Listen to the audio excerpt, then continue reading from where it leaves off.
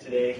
So just a reminder that the first year case competition, this is the cornerstone focal event for the first year seminars. This is the thing that brings you all together, and it's always a very exciting opportunity because you're getting a chance starting tonight to work as consultants on a real life problem, and any advice that you give might actually be implemented. So I'm looking forward to see what your solutions will be. Just a reminder that on October 8th, Professor Baharia from Marketing will present to you some advice about how to deal with the kinds of problems you're going to be seeing tonight. So we have three representatives from Fabretto here today, one of whom is a Georgetown student as well, and I'll introduce them now. Chris Mitchell is a director of Prime Policy Group here in Washington, D.C. From 2006 to 2008, he lived in Nicaragua and volunteered at Fabretto's Children's Foundation, and he joined the Fabretto Board of Directors about 5 years ago. Allison Kenworthy is Associate Director of Development, Donor Relations, and Stewardship. She was inspired to work in the nonprofit sector when volunteering at an orphanage in Venezuela, and before joining Fabretto this year, she was Corporate Service Manager at New York Cares. And finally, Chris Honorato, who is a senior here at Georgetown in the business school, is a Fabretto Fellow from the summer of 2013 and a member of the Board of Directors of the Corp, where he also chairs the company's service and outreach work. So let me just start by saying thank you guys for being here, and Thanks, and if you can't hear me, please raise your hand and tell me to speak up. Let me begin by saying on behalf of the Board of Directors for the Fabretto Children's Foundation and for the entire staff, we really appreciate your interest in this organization and your commitment to put forward some good suggestions and ideas that we can look forward to implementing within the organization. As the professor indicated, I joined the board about 5 years ago. I originally got involved with Fabretto 8 years ago when I traveled to Nicaragua, and I lived there for 2 years. Prior to moving to Nicaragua, I reached out to a number of individuals who had a lot of experience in Nicaragua, and I asked, what are some good organizations to get involved with down there? And repeatedly, I kept on hearing about this Fabretto Children's Foundation. And so upon my arrival, I reached out to a former Georgetown grad and the current president, Kevin Marinacci, and kind of quickly got immersed in the Fabretto organization and its activities. I came back to D.C. in 2008 and joined the advisory board, and then a year later joined the board of directors, and have been now on the board for about 5 years. And the board, of course, is very much focused on ensuring the financial integrity of the organization, ensuring the effectiveness of the programs down in Nicaragua, and really helping steer the organization and its fundraising so that we can really maximize the work that we're doing on behalf of the children in Nicaragua. So with that introduction, let me give you a little bit of overview of our presentation. I'm going to start by giving an introduction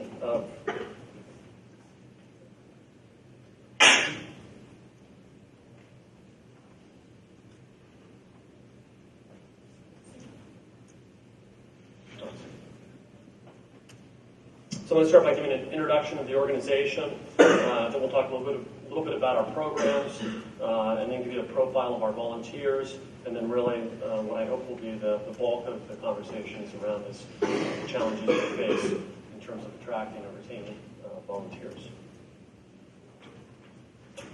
So Fabretto story began in 1948 when a Salesian missionary named Reverend Rafael Maria Fabretto moved from his hometown in Venice, Italy, to Nicaragua. He was a dynamic individual, very personal, who immersed himself in the local community and was greatly concerned about the plight of impoverished children in Nicaragua. And at that time, there was very little government support, very little safety net, if at all, for these children. And so he created a group of homes, primarily in the rugged part of North Nicaragua, where not only was there great poverty, there was little opportunity for upward mobility.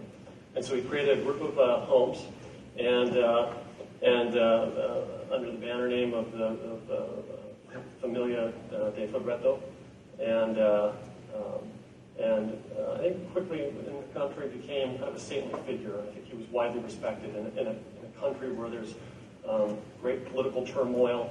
I think he was a unifying figure, somebody that people of all stripes felt was really doing good work, helping the poorest of the children in Nicaragua. He unexpectedly passed away in 1990. It just so happened that a Georgetown volunteer was working with Fabretto at the time, Kevin Marinacci. It was really an existential crisis for the organization at that time. Father Fabretto had a lot of wonderful virtues. One of them was not succession planning, as well as it was an organization that was stretched. It was doing a lot of great work with very little, and so a lot of the controls that we normally associate with organizations here in the U.S. weren't in place there. And so there was a great concern that the organization might go away altogether. Kevin Marinacci decided to stay in Nicaragua for an additional year to help carry on the legacy of Father Fabretto, and now more than 24 years later, almost 25 years, he remains with Fabretto and as its longtime president. Today, the Fabretto Children's Foundation has offices in Nicaragua, offices and centers in Nicaragua, as well as the United States and Europe, including Spain and London. I think probably the biggest change for the organization in Nicaragua has been that whereas Father Fabretto had established homes for children, we have moved to a model of educational centers, and so that's a pretty significant departure from the organization's founding, but an important one, and has allowed the organization to grow and expand its impact throughout the country. And we'll get into that a little bit more later on.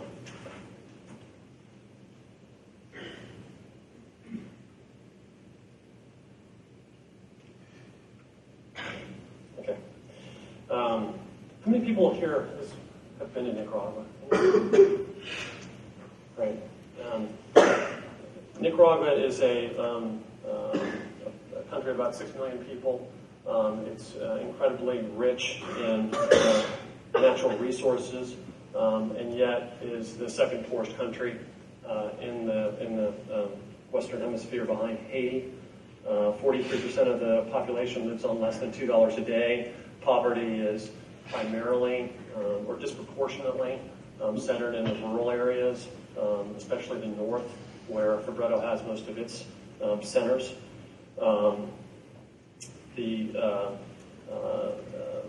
In many parts, as I said, especially the north, we have lack of access to basic resources, including medical care, basic utilities like water and electricity, and of course educational opportunities. In Nicaragua, the public educational system is, I guess one might say, lacking. There's a lack of resources in the classrooms. More often than not, teachers have no formal training, and certainly no ongoing professional training. The school day for most students is about the length of 4 hours, and there's very little extracurricular and after-school activities outside of what Fabretto offers. 56% of children who begin primary school, only 56% of children who begin primary school reach the sixth grade, and of course this has a lot to do with Nicaragua's educational system and challenges it faces, but also for children who want to go to school. There's obviously the pressure to stay home and help the family contribute to the family income. So that's a constant challenge for Fabretto. How do you work not only with the school, with the children, but with their families to ensure that the families are allocating time for these kids to come to school? Because in a very real way, their presence in school is a loss of income for the families.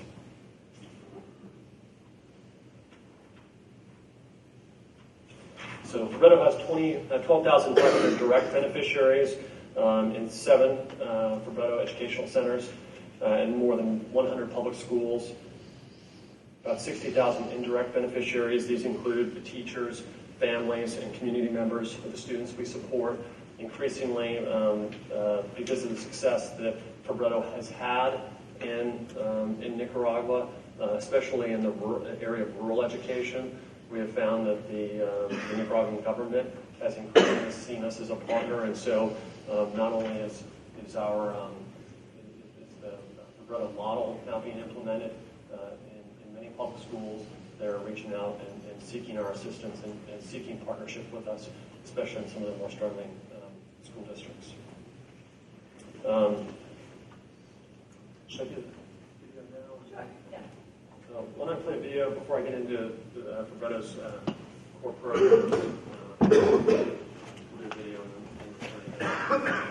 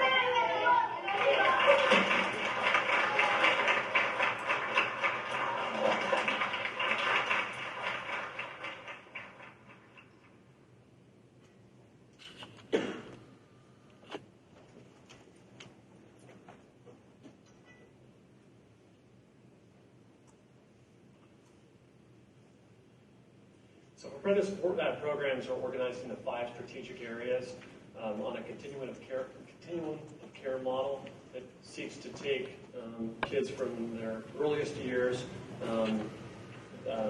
through into young adulthood, with the idea of not only helping provide those enriching educational opportunities, but do so in a way that really helps them set themselves up for career opportunities, for post-secondary educational opportunities, and so forth. The first strategic area is early and primary education enrichment. This not only includes providing children with educational enrichment opportunities, usually after school, but it also entails working with parents and teachers to ensure that these kids are getting the opportunities and resources that they need in the earliest stages of their life. Rural and secondary education, so working with secondary students to provide them the supplementary educational classes that they need so that they can look forward to post-secondary educational opportunities as well as careers. Just as an aside, the rural education has been a real strength for Fabretto, and earlier I referenced the fact that the Nicaraguan government is increasingly working with Fabretto to adopt our model and take it into their schools. This has been particularly the case around the rural education program called SAD, which has been not only recognized in Nicaragua as very successful, but was recently awarded a very prominent international prize, the Weiss Foundation. It was the final prize, the Weiss Foundation award. So it's a real, not only a strength for Fabretto, but something we take very much pride in, and we've seen a lot of results for the students that are part of it. Third, vocational and life skills. not only providing kind of vocational opportunities, but in the skills, technical skills training, but it's helping again set them up for what they're going to do in young adulthood. Food security and nutrition. Fabretto, for each of the kids that are part of their centers, they're getting a meal every day. Oftentimes, it's the only really nutritious meal they're going to get that day. And so it's kind of a bedrock of the organization. But in addition, Fabretto helps sponsor and garden initiatives both within the educational centers and in the communities in which they work, as well as agribusiness trainings. And so this is an area where, as you think about the case challenge you have, this is an area where Fabretto, I think, is looking to grow its work. And then finally, community well-being and development. This includes public workshops on preventative health care and nutrition and child development. And then also, Fabretto is involved in many of its communities in infrastructure projects, whether it be irrigation systems or health centers. And this is, again, because it's very hard to attract private investment and even government investment in many of the communities in which we work. So ways to get involved with Fabretto. Obviously, we have a great number of volunteers that travel to Nicaragua, on a service trip or independently. We also have volunteers here in the United States who help set up fundraising events and help us with our marketing and any number of other activities. Other ways to get involved, fundraising events, sponsor a child. We have a very, I think, a very successful child sponsorship program where it's $360 a year, and we're able to match. I think from a public perspective, it's a matter of matching people with individual students, but again, it helps support the budgets in each of the educational centers in which Fabretto operates. And then finally, contributions and donations. We get contributions, obviously, from a lot of wealthy individuals, but also foundations. Fabretto works closely with the U.S. government as well, whether it's grants, contracts. We work with USAID as well as the U.S. Department of Agriculture. So, and with that, let me turn it over to Allie to continue the discussion.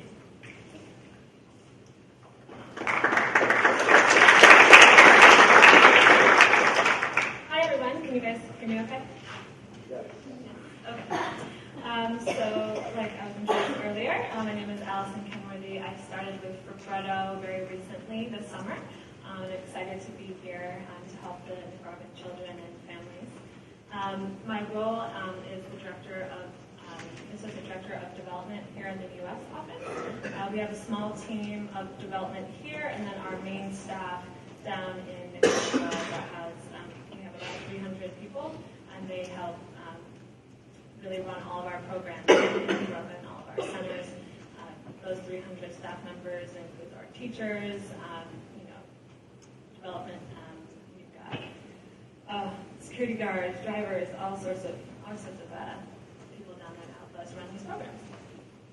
So in relation to our volunteer program, we get dedicated groups of volunteers and qualified individuals to fulfill program needs throughout the United States, Spain, and Nicaragua. So our volunteers here in Spain and in the United States, there are three main focus areas to help us are through administrative, fundraising, and awareness building. And they can help us through all of our events that we have throughout the year in a lot of major cities. And our volunteer program in Nicaragua allows volunteers to share in our work through the ground, through unique eye-opening service projects, and can really make a difference down there.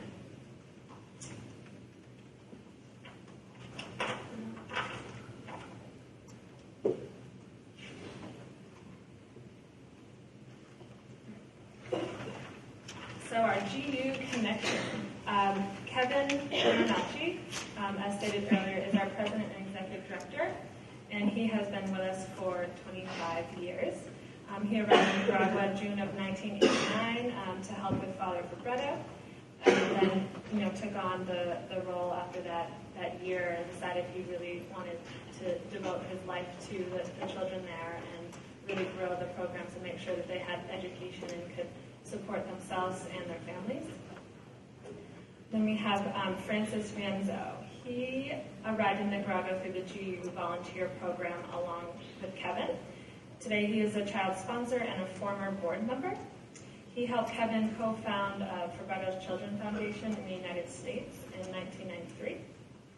We have Amy Amano, who is also a GU alumni.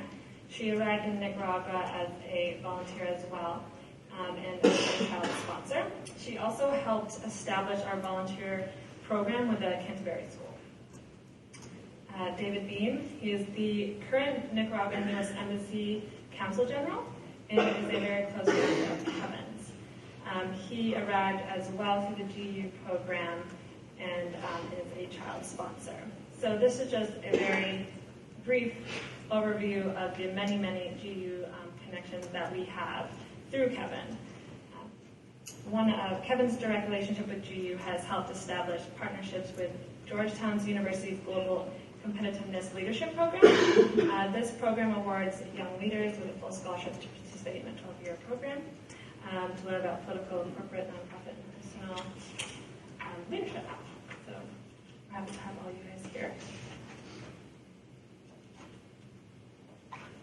Okay.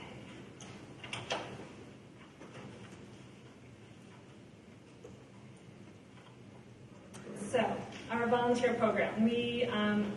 Volunteers can come down and participate in a number of different ways.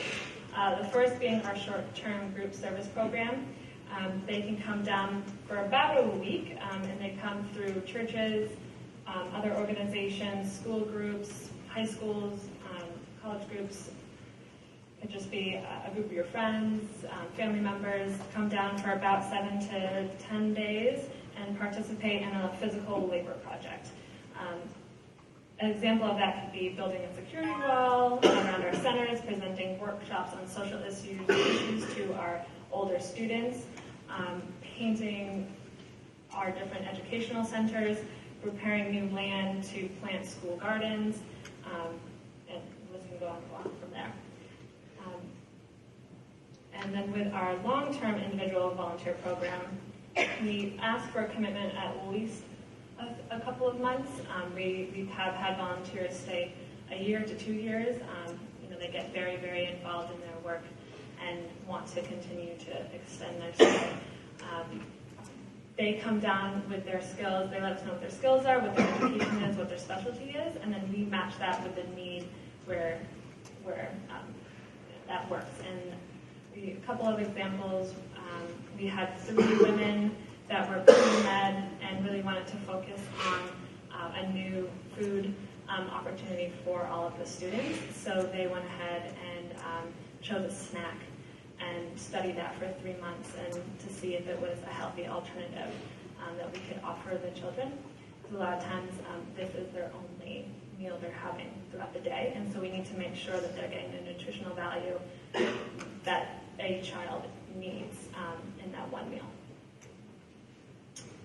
And another, going back to the short-term group, we asked for $750 for that, and that is just for their housing or transportation. They also have to buy, that does not include their flight. And so that is more just to get you from place to place. It includes your meals. For the $350 to $500, we ask each individual to fundraise for the actual project that you would be implementing.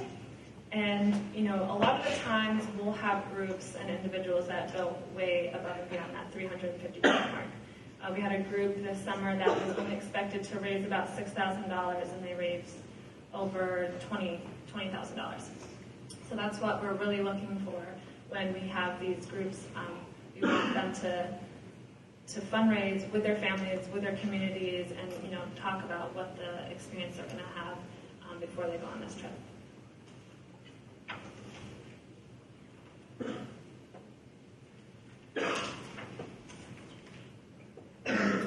So I'm just going to show you an example video of one of our short-term group service projects.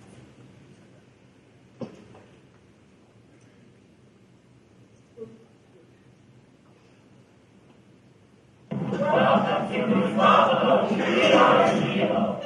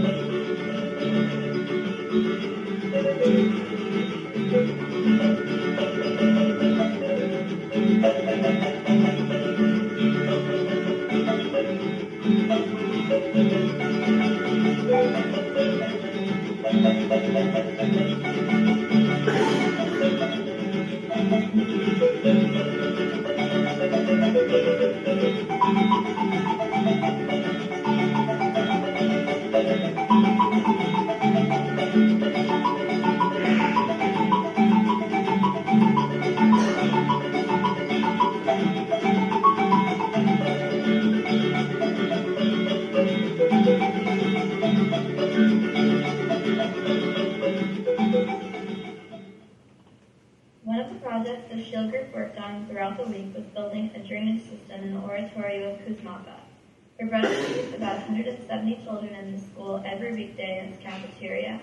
The Oratorio previously had not had the necessary funding to provide a proper drainage system for the kitchen and was continuously contaminating its own grounds and the surrounding areas of Kuzmapa. In order to avoid a hefty government tax and to make the area more sanitary for Fabretto's students and staff, the Shield Group spent the week digging a 12-foot deep septic tank.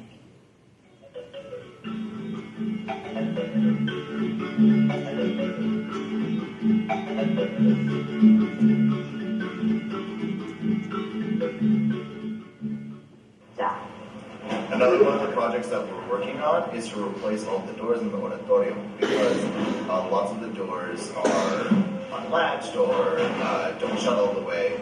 And so there have been some issues with people stealing things. Also, just doors that don't shut aren't a great environment for a learning situation. So, right now, we are painting some doors, re-fastening some doors, and in here, we're building doors. So we're at the driveway of Black Hill Summit. This is the road, and the government decided they were going to complete the road in front of us. But in the process, for some reason, they decided that it needs to tear up the bottom of the driveway. So the bottom, like 24 feet or something of the driveway is destroyed. And so we basically dug all the way down from the grass level, like anywhere from a 7 to a foot down.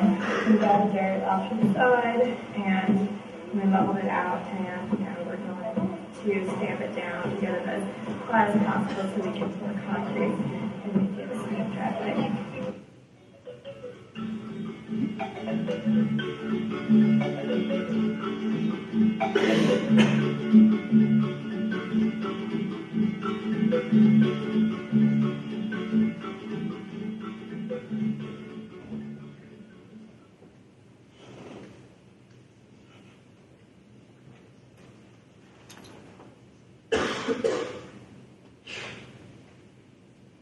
I don't know if you guys noticed in the first part of that video, you saw a lot of guitars, some other instruments. That was actually one of our individual volunteers who came down for about a year. He started a music class, and that's something that none of the students had before. So he worked to find donations from the U.S. and all over to send down all sorts of instruments for the kids and taught them how to play, and it was a huge benefit for the children to learn those skills. And he was able throughout the year not only to do that, but he actually led groups from universities on the volunteer projects if we were short-staffed. And he taught English and really focused, I think, mainly on the music piece. This is another example of one of our long-term individuals, Hiro. He is a 26-year-old Fabretto volunteer from Japan, and was using his passion for sustainable agriculture to support the community of a community in Kuzmapa. After graduating with a degree in agronomy, Hiro received a grant from the Japanese International Cooperation Agency, which is very similar to the U.S. Peace Corps, and was placed for 2 years with Fabretto. His agricultural experience, he has been supporting crop production and environmental management in the schools, in 2 schools with Fabretto. A year ago when he was placed, he came to Nicaragua and had 0 Spanish skills. So he wasn't exactly sure what to expect from his volunteer program, but he's very, very happy to be there and helping the children and everybody learn from his expertise. And he's fully fluent in Spanish now. For the past year, he's been working with 2 schools nestled in the mountains of Kuzmapa, and he walks about 45 minutes to the public schools each day. He told us he enjoys the walk, but the way back can be tough since it's uphill. So that's a little bit about Hiro. And I'll introduce you to Chris, who came to volunteer with Fabretto 2 summers ago. He's going to tell you a little bit about his experience.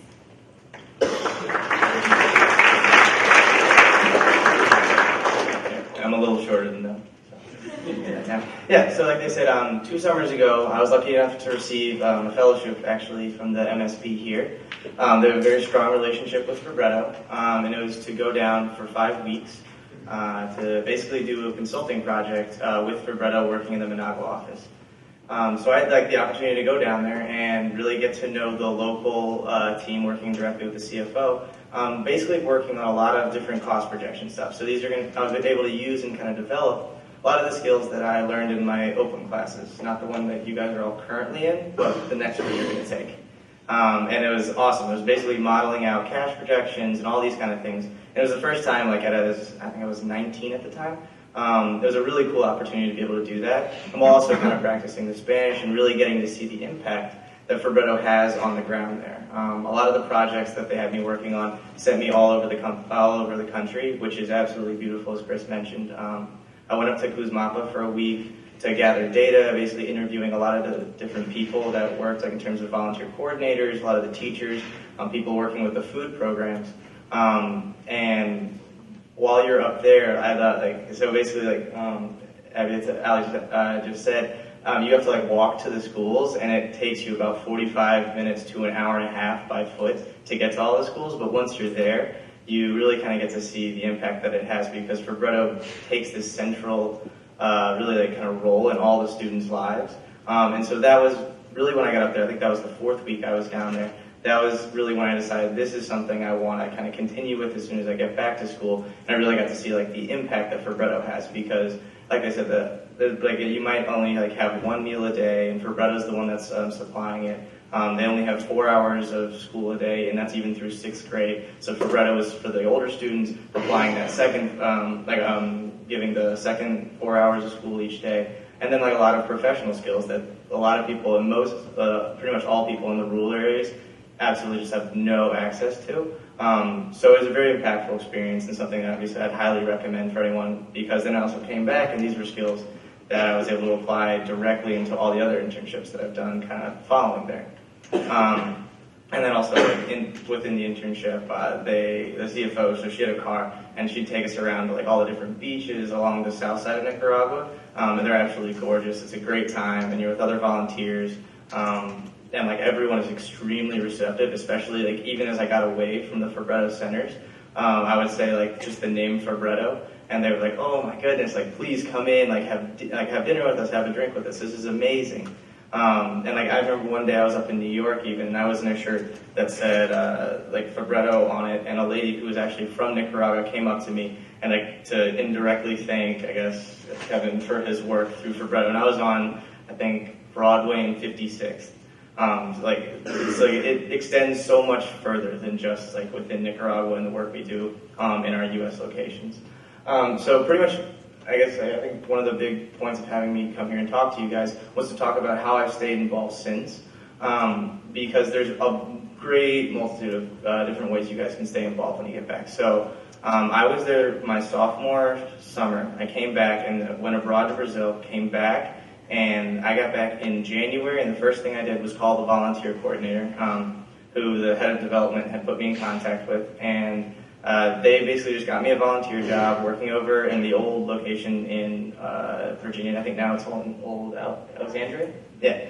And so what they had me doing is a lot of administrative work, kind of reconnecting with some of the people I'd met down in Nicaragua, and also helping them plan a couple fundraisers. So I worked primarily on the DC Night for Niños, which is this huge fundraiser. They have 4 of them a year, one in DC, New York, Chicago, and Miami. Is that right? I think so. And what they do is they raise just these large sums of money from our very generous benefactors, and then it channels, so that's like kind of the front end, where the money comes from that we're going to fund all of the programs that we've talked about today. And so that was a really cool experience because I got to meet the people who have kind of come up with the ideas that have now manifested themselves down in Fabretto.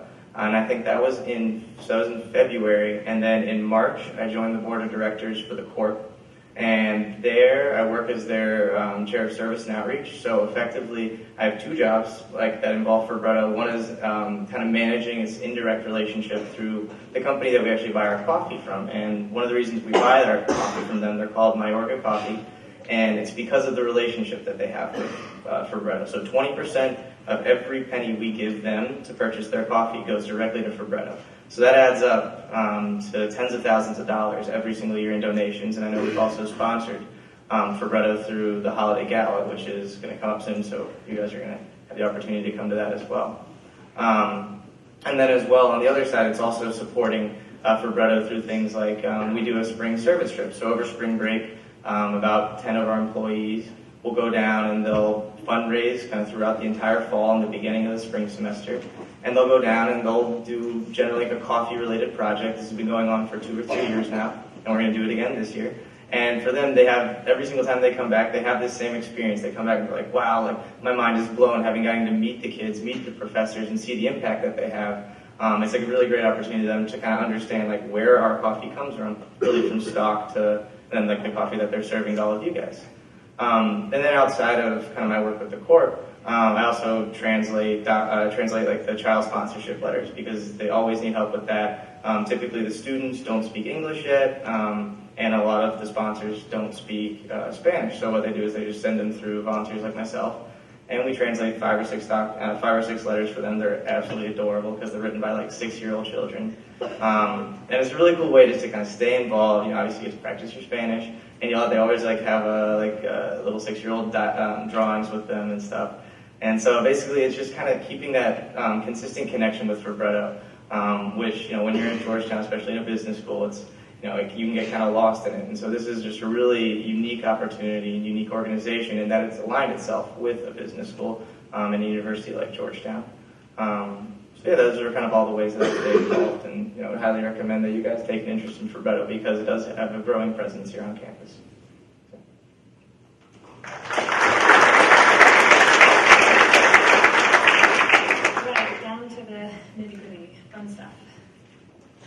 Converting volunteers into long-term supporters and ambassadors, this is what we need help from you guys. We need you guys to put your brains together and really come up with new ways, strategic ways to convert these volunteers that we have, the short-term and our long-term individuals, volunteers, and how can we get them to support us beyond once they leave Nicaragua.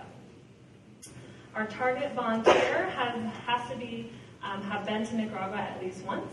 They're between the ages of 15 to 25, and they are an active social media user. And this is just for the purpose of this challenge that we're doing, this demographic. So we have about 10 individual volunteers in Nicaragua at one given time. Again, they stay for 3 months to 2 years, depending on what their project, what they've chosen to stay there for. And we have about 100 to 200 service group participants each year. It's about 17 to 20 groups throughout the year, and 555 volunteers who just subscribe to our newsletter, which you can see that's a pretty low number when you're getting 100 to 200 volunteers each year and new groups each year. Okay, challenge. So our first challenge is getting volunteers down to Nicaragua to engage with us and to really see our work on the ground level so that they then come back like Chris did, come back, they have that passion and they want to come back to their communities and help fundraise for us. Getting volunteers to Nicaragua isn't the hardest part, it's keeping them active after they leave. The second step is involving them in their home country, which we've touched on a little bit. They can help fundraise, start their own Fabretto chapter. We have a chapter that was started just recently in Chicago, and help spread the word, attend all of our events throughout the United States, promote us on social media. And we have, and I'm there as support for anybody that wants to fundraise for us. I'm there to help them, with toolkits. If they want to bounce around fundraising ideas, I'm there to help them. So they're not just, sent out to do the work on their own. Like, we're there to support them through every step of the way. We have groups that just started their own farmers market and are selling our jewelry that come from Nicaragua. We have a co-op that sells jewelry called Nika Hope. And so they have started doing that, as well as, just outreach to different theater. We have an award-winning video, which I suggest you guys all look into. It's called Dreaming Nicaragua. And they are going to work with a theater to help promote that and fundraise for that and ask for donations, $5 or so for people to come in. And then we want to get them to donate at least once a year. And the step after that is to sponsor a child. And again, this is $1 a day. And our goal is not to have their commitment for just that 1 year, just that 1 school year. We really want them to start off with a child and really, help support them through all the way through their primary school and beyond.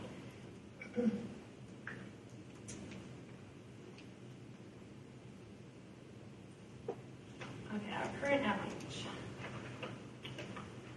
So, as of today, what we do once a volunteer has come, our U.S. office communicates with the volunteers and their experience in Nicaragua.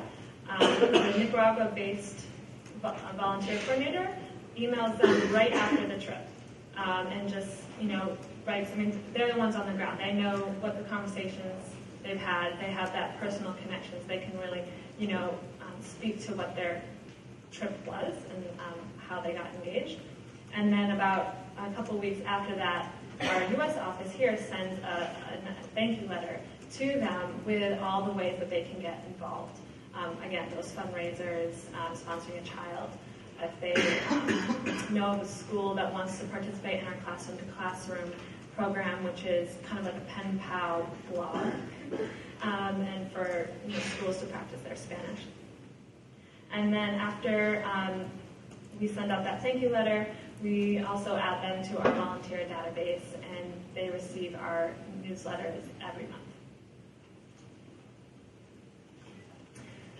So the problems that we are facing is that the feedback we receive from our volunteer surveys, which we also send out right after they leave, and firsthand from Nicaragua, is that they've had an exceptional time. They've loved every minute that they've been there. They just want to stay, and they're very, very enthusiastic to share our story. But once they get home, we do lose a lot of that communication, and as you can see, only 22% of our emails that we send out to all of our volunteer database go unopened.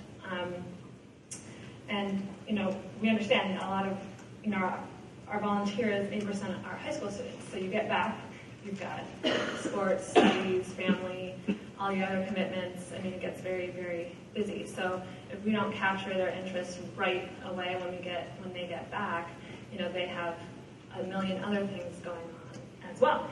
So how do we get these volunteers to stay involved with Fabretto and help us fundraise? And that's where you guys come in hand. we really need you guys to help and think out of the box. How do we get these students and these long-term volunteers to stay involved with Fabretto once they get back home? Really start to think about how organizations that you might be involved in now, how did you stay involved? How did you get involved? Through sports, fraternities, other nonprofits. I mean, even Georgetown, how did they catch you? And we want to try to implement those ways of, your excitement, how you guys stayed excited. We want to capture that within our volunteers so that they're able to stay with us longer.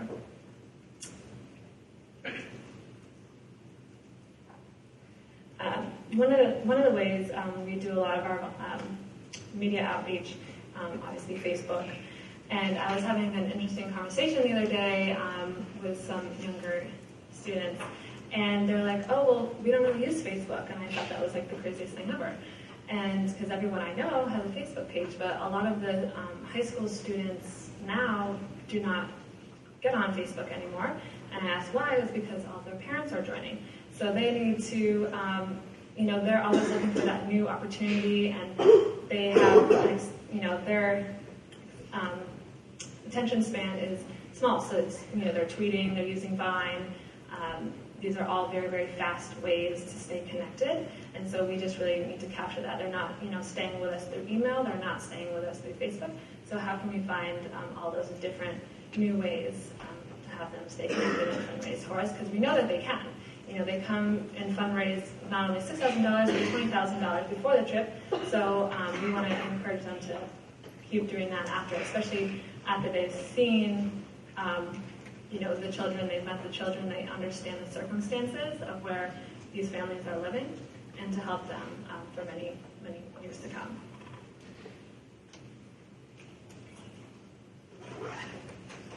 So another area where we definitely struggle is tracking our volunteers. So when a group comes down, we have our volunteer coordinator in Nicaragua that is with them. And they have all those personal connections, those conversations at dinner of how they're brainstorming of ways they can help when they get back home. And, the volunteer coordinator, she wakes up at 6, she goes to bed at midnight. She does that for a full week, drops a group off, Sunday morning, picks up a new group Sunday night. So there's no time for her to really relay that information back to us in the United States after a couple of weeks have already gone by, and we've missed that window of opportunity to help have that passion that they had when they first got back, to keep that engaged. When we finally send out those thank you letters, it's a couple of weeks later, and they're already involved in all the other activities that they have to do. So we want to try to figure out how do we connect with them faster. Are there applications, mobile applications out there that we can use to input all of our data? Because a lot of times our volunteer coordinators on the bus and there's no internet in lots and lots of places in Nicaragua. So is there a database out there that she can, or any of our employees can use on their phones to input all that information, and then once they have internet, send it right off. I think there's an app called PSI Mobile. That's just one example, and that we want you guys to look into.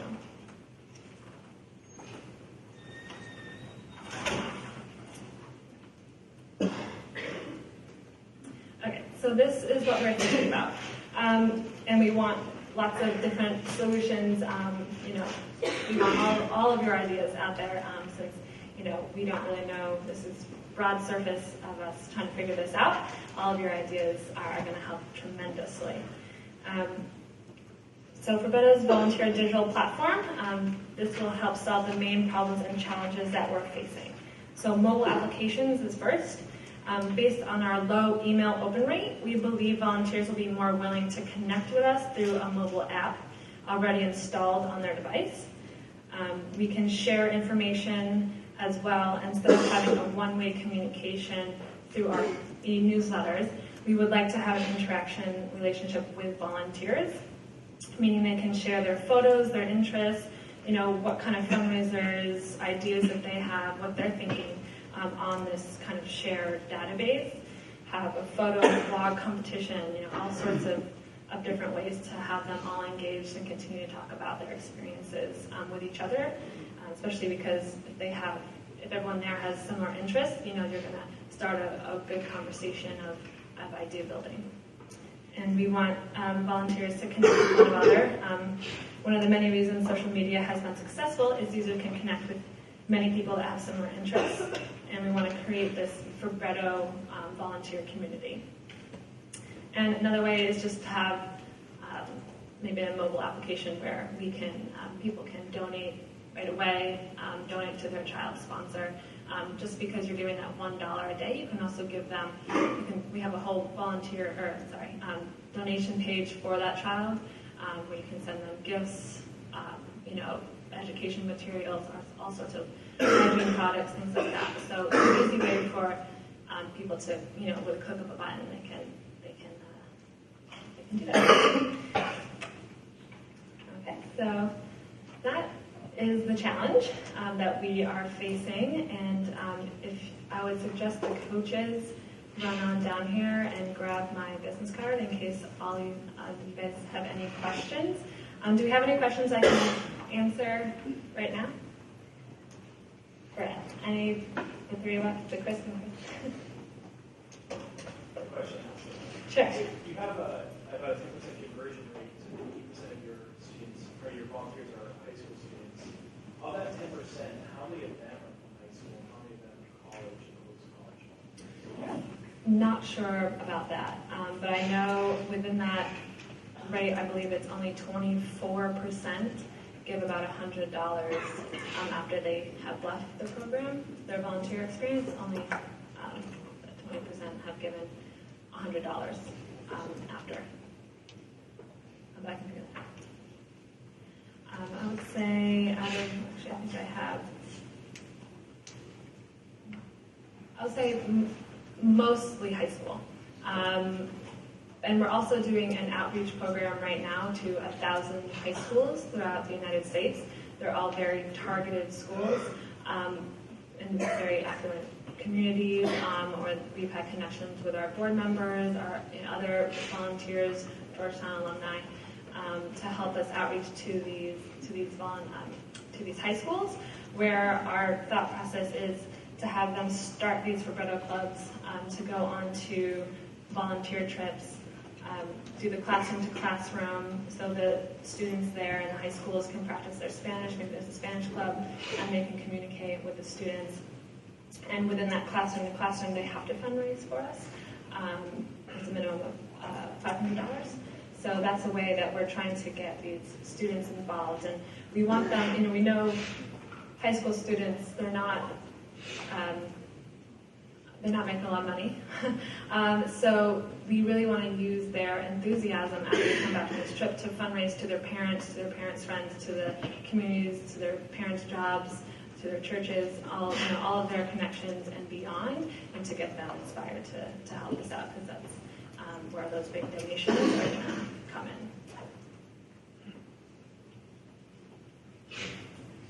What's the geographic pattern with regard to your volunteers? Mostly U.S. or within the U.S., any particular states stand out? Georgetown. We have most of our volunteers are from the United States, actually all of the groups, I believe.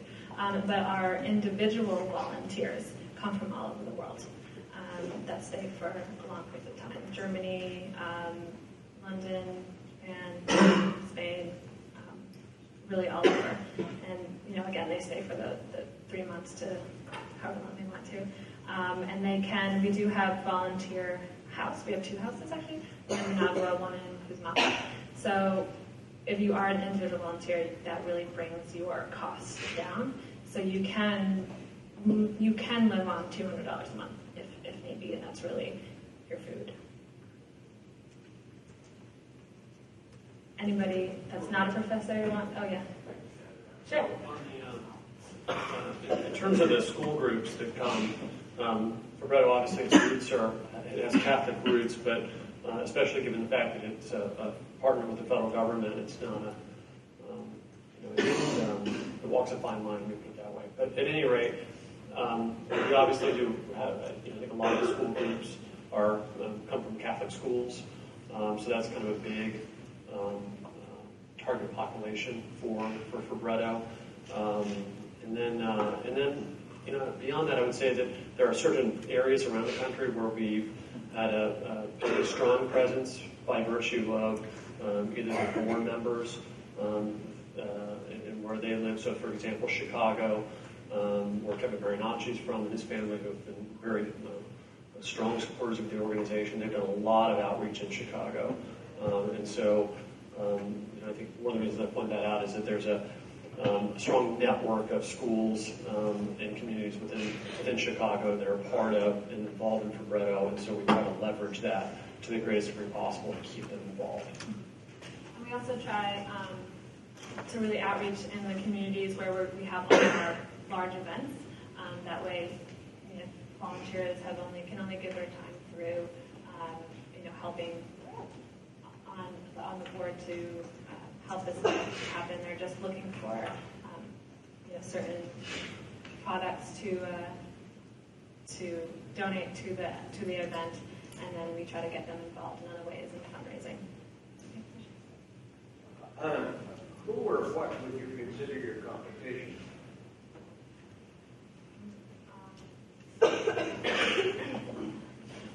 I don't necessarily know that we have a lot of competition within Nicaragua. I think especially in the education space, Nicaragua stands out. I think that the greater challenge for Fabretto is that unlike some of the neighboring countries, El Salvador, Guatemala, Panama, Costa Rica, and other countries around the world, there's not a huge multinational presence, for example, in Nicaragua, and so going after corporate money is very difficult. So I guess what I'm suggesting is that there's not as many strong connections within the U.S. to Nicaragua, and so we're constantly having to come up with creative ways to talk to people about why they should care about Nicaragua, why they should take an interest in Fabretto. That's the bigger challenge we have, especially given I think the recent focus on Africa, for example. So Nicaragua certainly faces the competition of there's other areas of the world that are also demanding resources. So that's one area. But even within the Western Hemisphere, it's at times it's hard to find those connections with here in the U.S. Between our target volunteers and target contributors in the country. And then kind of going off that point, it's also highlighting the importance of Nicaragua within Central America because I assume all of you have heard about all the immigration issues, and those immigrants are not coming from Nicaragua. They're coming from the kind of it's almost like war-ridden countries because of all the drug violence in Guatemala, El Salvador, and Honduras. So the big issue is kind of directing the attention to the less headline catching country like Nicaragua. So I guess foundations that would support, those other Central American countries or someone in Africa that's supports, AIDS research to fight HIV in Africa. I guess that technically would be our competition, but typically it's not framed that way. Any other questions? Maybe as a way of spurring more questions, I think as a member of the board, I want to stress a few points for you guys to think about as you're thinking through this challenge. One is, Fabretto is an incredibly entrepreneurial organization. It wouldn't exist today if it hadn't been entrepreneurial. There were points where the organization was, now many years ago, but it was on the brink of insolvency. So by virtue of thinking creatively, the organization's been able to sustain itself, and not just to sustain itself, but grow to the much larger and healthier organization it is today. So, we really encourage you to think creatively about how Fabretto can meet this challenge that we just articulated. That said, Fabretto is also very protective of the community and family it's created and the values that it reflects. And so routinely we are presented with short-term opportunities that may be in one way or another lucrative, but aren't really in keeping with Fabretto values, and so we pass on them. So I hope that you'll keep that in mind as you think through this challenge. Also, Fabretto's I'm not sure what the latest numbers are, but it's a $5-6 million a year organization. That said, it's like any organization. We're trying to direct the dollars where they're needed most, and so there's always a real tug and pull between, on one hand, investing in the operation and undertaking of the programs on one hand, and then investing in some of these systems that we know are needed to grow and expand, but again, take money out of the schools. And so that's a tension within the organization, and I know kind of a central point of discussion among the board members when we meet is, okay, here's what we're thinking about doing. Is this the best use of our dollars, knowing that it's going to perhaps take away from some of the programs in the centers. So, and then lastly, we're talking about an organization that serves children, and getting back to Fabretto values and our concern for the children. We don't want to be an organization that is exploiting the images of children. We don't want to be an organization that's involved in, for lack of a better term, charity tourism. We really want the experience that people have at Fabretto to be constructive to the communities in which we operate. And obviously we want it to be meaningful for the volunteers, but the real emphasis is on making sure that the work that we're doing is serving the populations that we've targeted. So with that.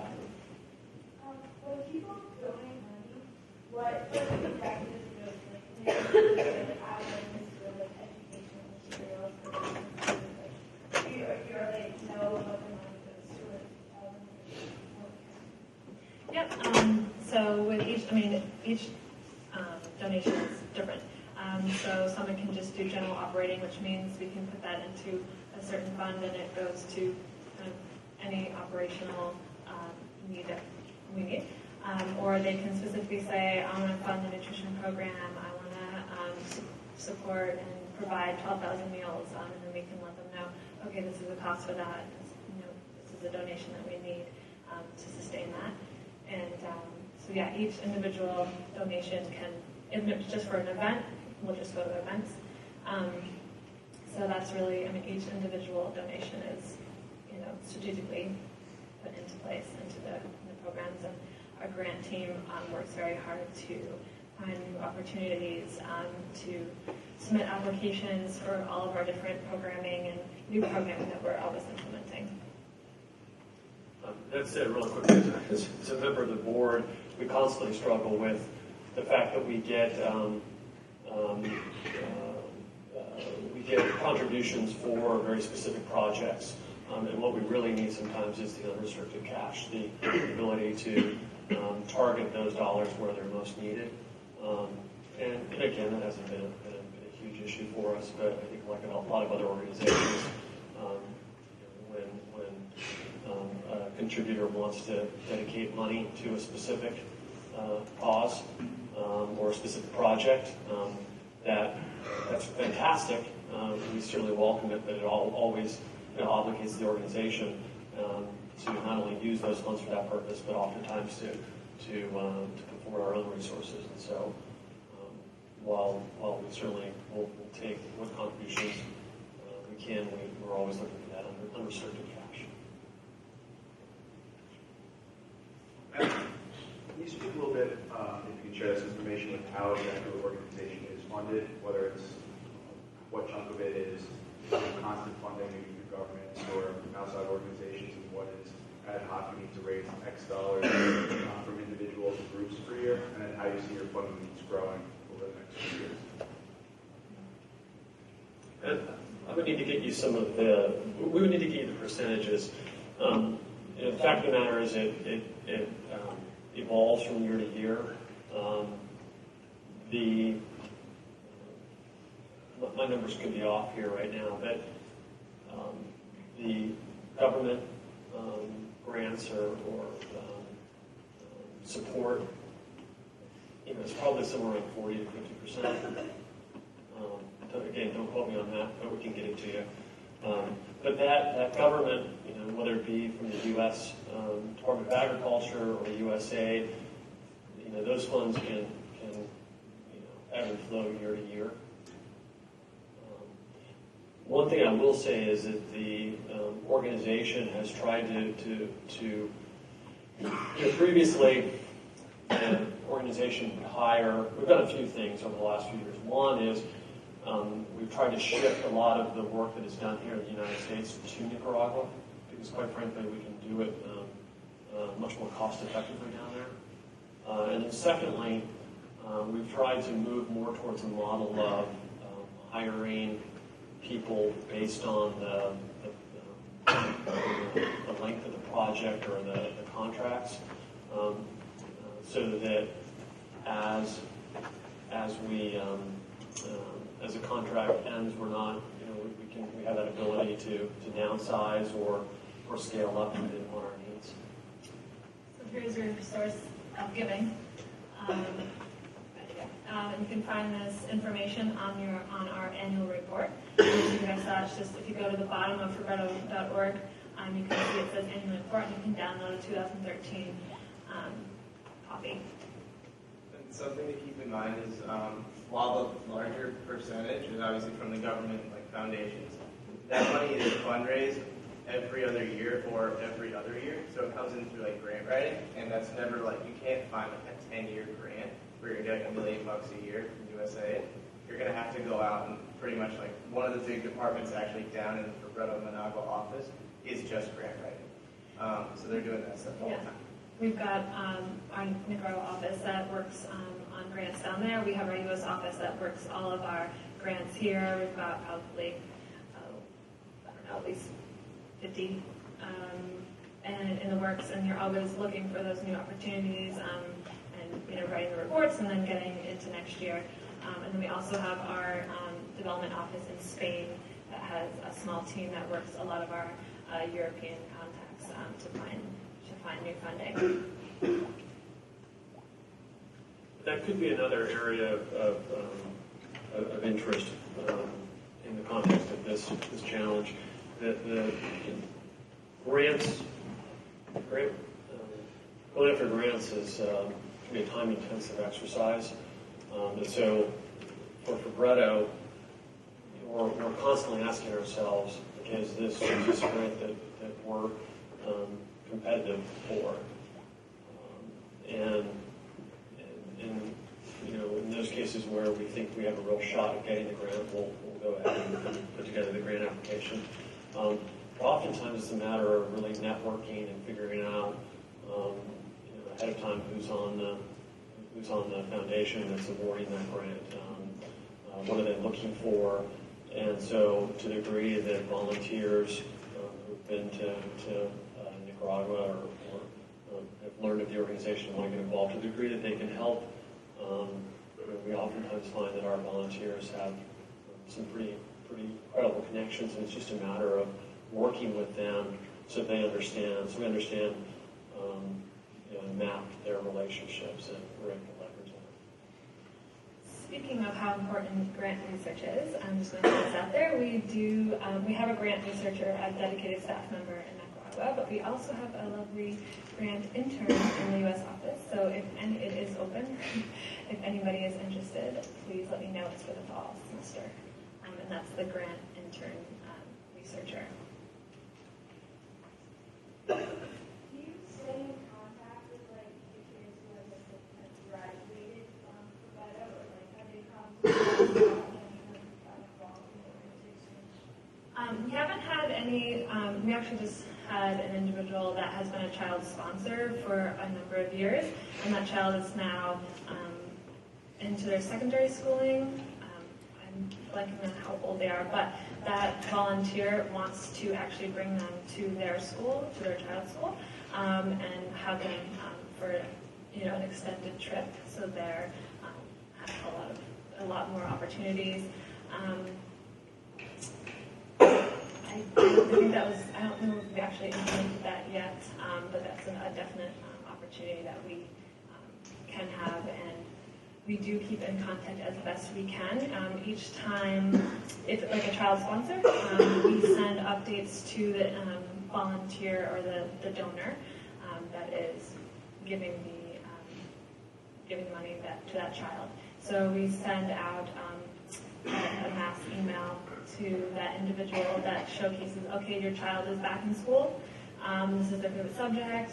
This is what they want to focus on this year. And then throughout the year, we send other updates so they know that their child is still in school. It's definitely a struggle to keep them when they're having to commute 2 hours hiking up mountains, going through rivers just to get to school. But the program that we did implement was this nutritional program, and that's a huge incentive for their parents. Instead of having them work the streets, having them work the farm, and not sending them to school, they wouldn't otherwise have food. So a lot of the parents are sending their child now to Fabretto programs, which is great for them. I'm not sure if I fully understood your question, but I think historically we haven't done a very good job of tracking Fabretto students.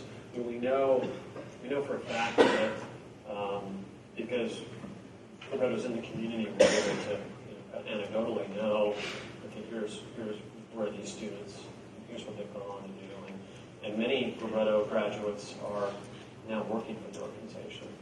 I mean, the real challenge for Fabretto as an organization in terms of carrying out its work is that it's working in parts of the country where there's very little economic opportunity. And so, with that aside, I think that over the last few years, the organization has tried to give a lot more thought to not only how we kind of track these students on an anecdotal level, but how do we really bring kind of a more rigorous tracking process so that as we go out there and try to get grants, we can provide statistical evidence to show that our programs are working. And so I don't think right now we're doing that kind of on a global scale, but we are doing it in select programs. So I referenced earlier the rural education program. I think we have some pretty good statistics around that program. You mentioned unrestricted cash as being one of your top priorities in fundraising. I was just wondering how individual child sponsorship is prioritized, and if you have trying to build a benchmark of any target for your how many child sponsorships you want to add on a yearly basis. As many as we can. There's this is a fairly recent program that's been implemented. It's been around for a while, but I think over the last few years we've tried to really bolster it.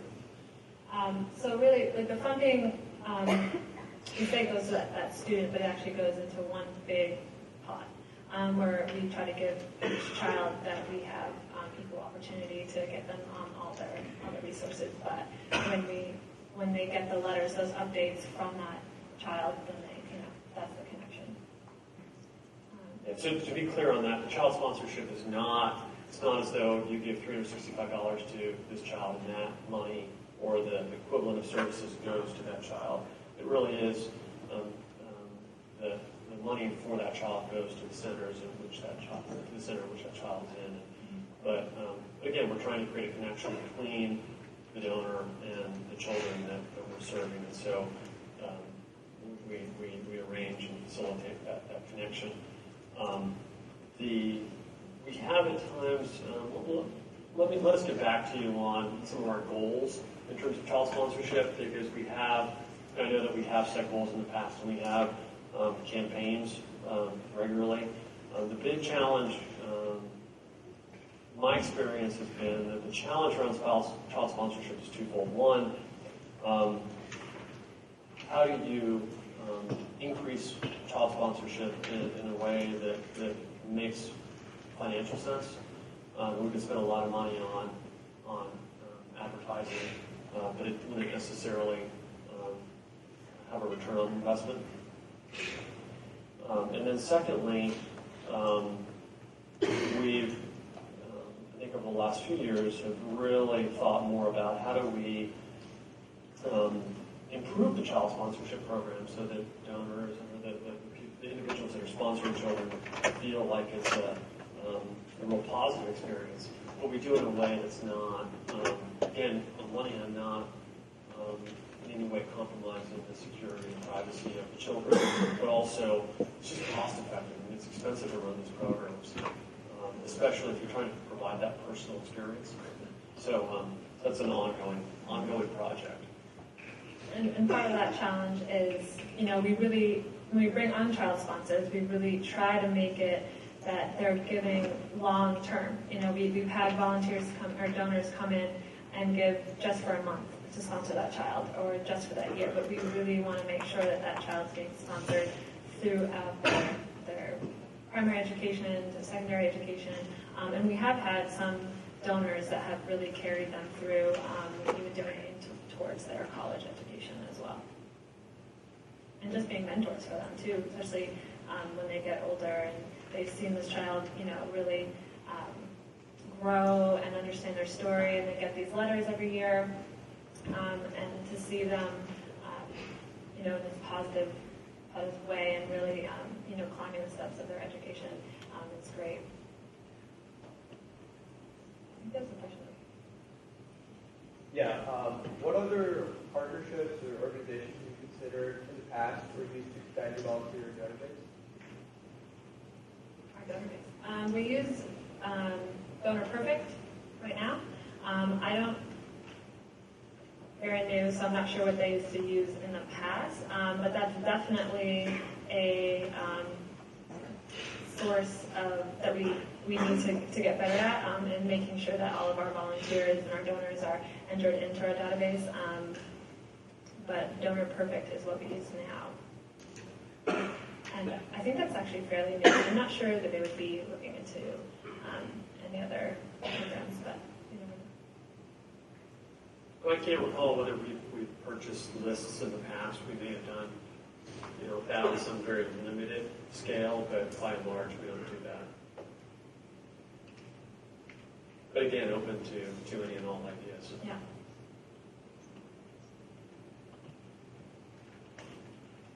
You guys all know what you're doing? Any more questions?